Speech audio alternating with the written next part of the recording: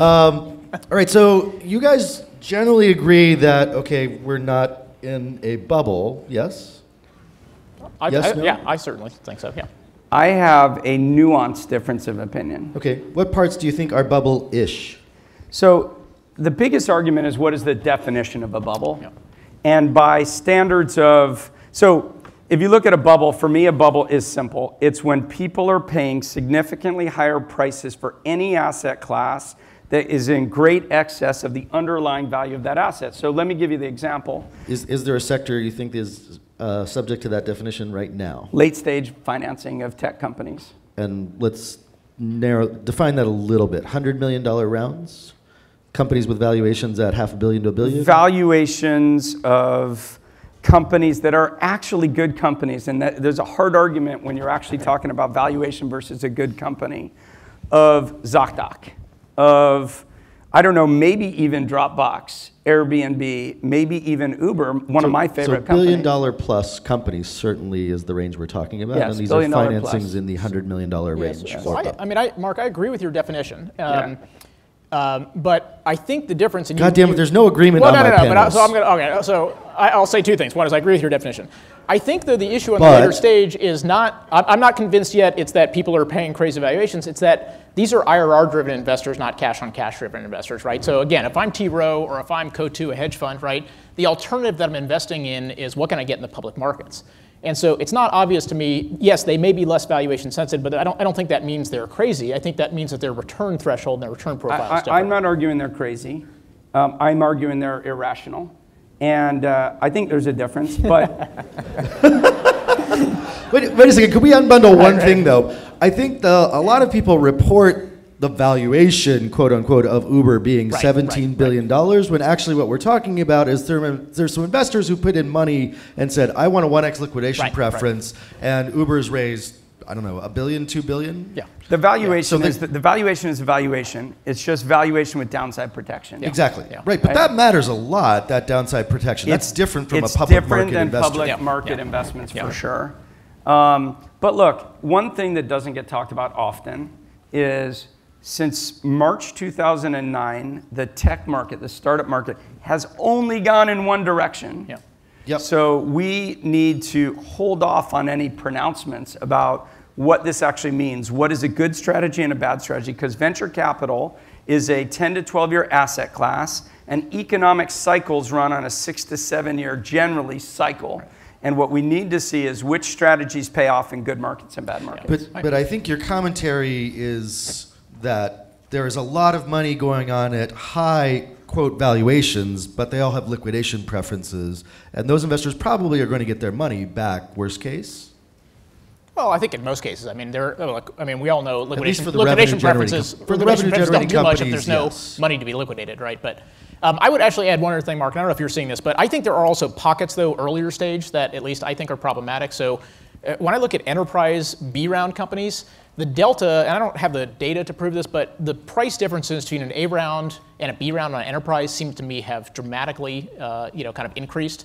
And particularly where we've got B round companies that are yet shipping product, we're seeing a lot of, $100, $200-ish million pre-money valuations. Particularly in enterprise. Now, they may all be fantastic companies, and obviously time will tell. And to Sam's point earlier, if they're winners, it's not going to matter. But it seems to me, at least in that segment of the market, there has been a pretty marked increase in valuation. Can we define for 1 second, though, what do you guys think of when you're saying B round? Because normally I'm thinking in my head, $10 to $15 million round size, 30 to 50 million pre, but I think you're thinking bigger, right? So I'm seeing, so round size is 15-ish, but I'm talking about particularly enterprise pre kind of actual shipping product, real demonstrable revenue B rounds. So I would call them like early B rounds.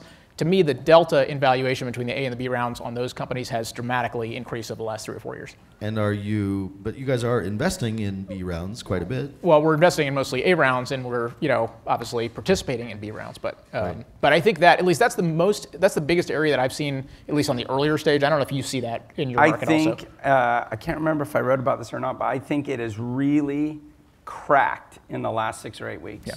And here's what I would say. Sorry, cracked meaning it's gotten too crazy or it's calmed down? It's calmed down. Okay. For one reason.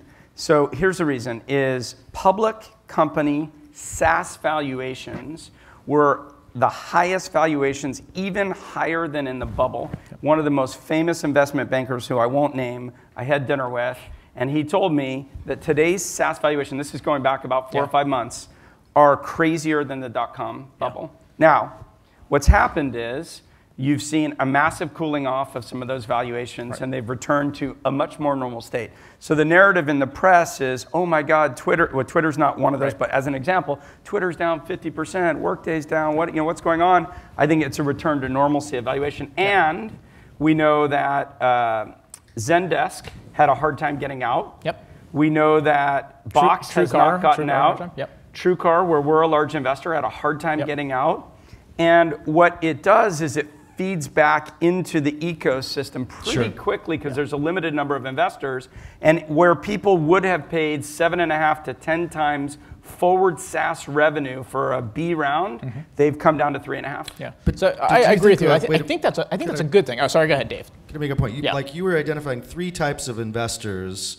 One was traditional VC, one was corporate, strategic, one was public markets.